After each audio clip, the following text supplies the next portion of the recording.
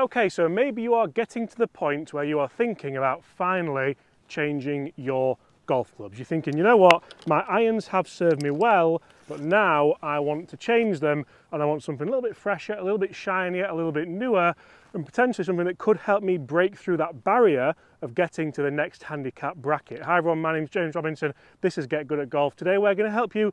If you think about changing your irons, there's a few key things that I think a lot of people sometimes forego, and sometimes it can end up costing you a lot of money. So make sure you stay tuned. And if you are in the market for new irons, let us know what you're thinking about and we'll reply to you. We'll have a little bit of a chat. Hopefully we can help you get the right ones for you. I'm going to kick things off with head design. You can see here that I've got the Takomo 301s. These are the copper finish, which aren't out yet. They're going to be pretty rare, but you will be able to get them next year. 301 MB, 301 CB. So straight away here we have a cavity back iron, we have a muscle back iron.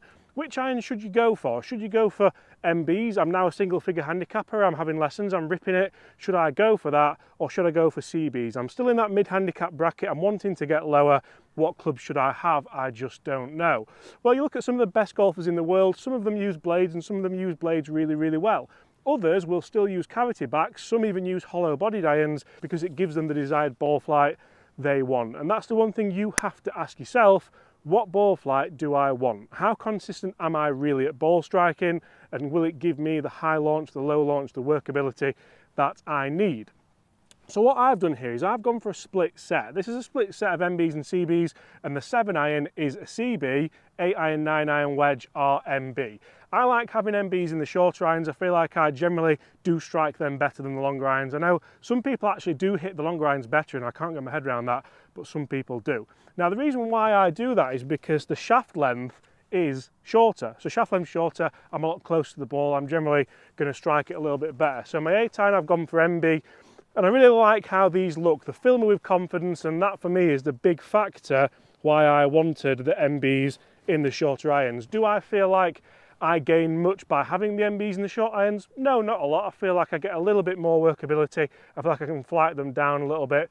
And very often from these distances, for example here we're 145 yards away, and for me an 8 iron is around a 150, 155 club. But I'm not going to hit it fully because I want to have more control over the ball flight. So often from these yardages, I do control it back a little bit. That is my reasoning for wanting the blades. I feel like I can feel it a little bit more, I can hit the distances a little bit more, and I can get that element of feedback as well that I want. So rather than going for 100% 8 iron here, I can just play a nice controlled shot there, fading towards that flag nicely.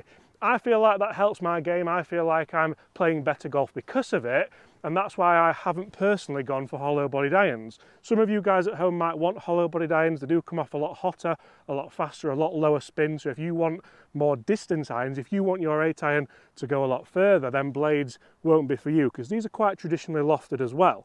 But moving up into the CBs, into the longer irons, I don't feel like I'm as good with long irons, so that's why I've gone for CBs.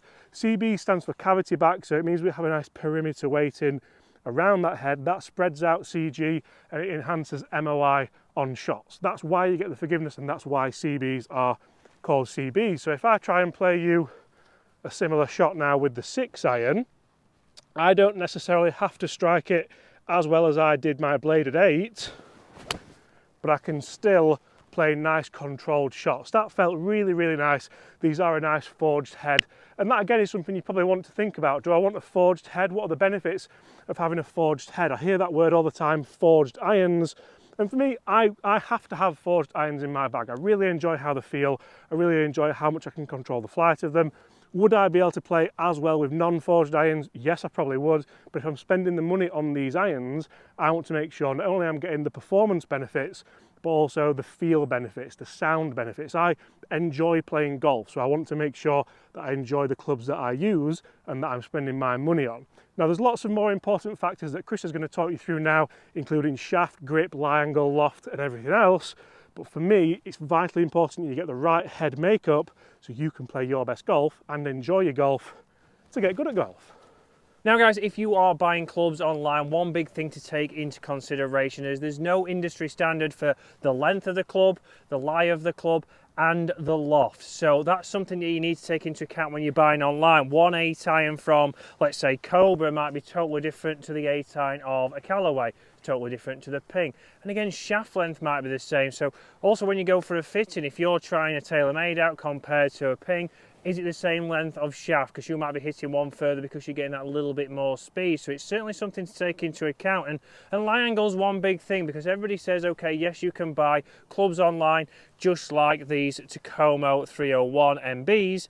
But you might say, well, I'm going to adjust my lie angle. I went for a fitting and I was told I need it 1 degree flat. But 1 degree flat to what? Because there's no industry standard for lie angles. So you don't know what that's going to do with a different iron. One lie angle might be different. That could then make you hit the ball left, make you hit the ball right. And you've spent your hard-earned money and you're not going to get the benefits from the golf club. So start to think about that when you go there. You need to know this kind of information when you're buying a set of irons. And for me, you need to think about, again, looks obviously is a big thing, bag appeal, something like that. Again, these are fantastic looking irons, and again, these will be out, I believe, in January or February time in 2024.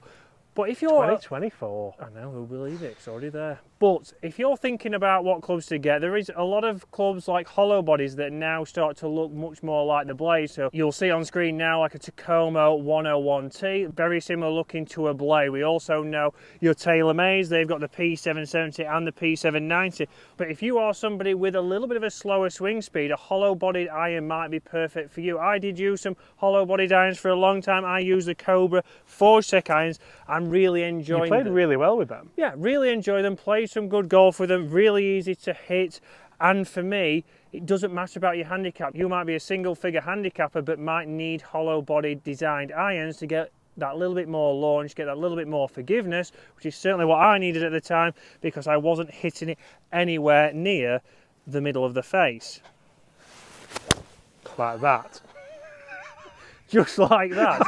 I might need Have to you marked my MB up there? No, see, paintwork's great. And that's exactly the point, that you don't always hit the centre of the face. James was thoroughly enjoying that one. You put yourself off there, though. I did put myself up there saying I've been hitting it all right, actually. But that's an example. You might need some Forge Tech irons, you might need some hollow bodied irons, because no matter what your handicap is, you might still hit bad golf shots like that, like we all do. And we don't mind leaving those shots in because it's trying to be exactly like yourself. We don't always hit great golf shots, so you need to make sure you've got the irons that are going to be the most consistent to you. And I've got to hit another one now because pressure's on now, isn't it? Pressure's on now. Oh, beautiful. And that one there, nicely out of the middle. Look, I'll even get that on just to prove that it was. But the one thing I'd say there as well, though, is one bad shot doesn't ruin a summer. No, exactly. So, like you say, if you've tried some irons and you're going to miss-hit some, but those irons will still work for you. There's a hosel on all of them, mate, isn't there? There's a hosel on all of those clubs, just like that. But think about it, guys, there's no industry standard, so when picking clubs, if you're going to get them offline, make sure you take that into account. How many times me and James both have seen people come for lessons and they've bought offline or they've bought off eBay. Like one person we had turned up with some Ping irons that were 4 degrees upright. Didn't realise that that was the case until he got them, and then from there he wasn't able to hit them. Spent his hard-earned money and wasn't able to get them then sold to buy some more. So it cost him more by not taking into account those things. So guys, that is your irons. If you're looking for them, there's plenty of good options on the market, but don't let your ego stop you getting some hollow bodied irons if that's what you need. Or if you want to go for some blade irons or some CBs, certainly look into those. Make sure they're right length, make sure you've got the right shaft, make sure you've got the right grip, and then from there, hopefully, don't hit shots like I'm just. We'll go and find that, mate, 'cause it was a new Pro V1. It was a brand new ball, that. Yeah.